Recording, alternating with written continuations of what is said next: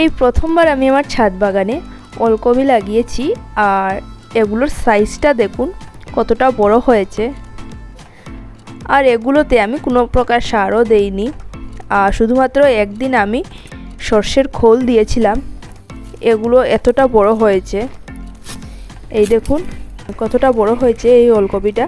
আর এটা হলো সবচেয়ে বড় ওলকপি আমার ছাদ বাগানে, এটাই সবচেয়ে বড় হয়েছে।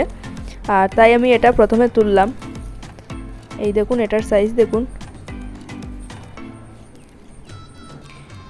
আর এখন আমি আরও ওলকপি তুলব, কারণ সবগুলো ওলকপি তুলে আমি নতুন করে আবার গরমের সবজি লাগাবো, তাই সবগুলো তুলে নেব।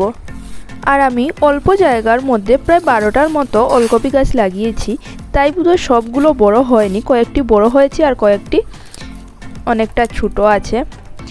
আর এখন আমি এই সবগুলো তুলে নেব, কারণ নতুন করে আবার সবজি লাগাতে হবে।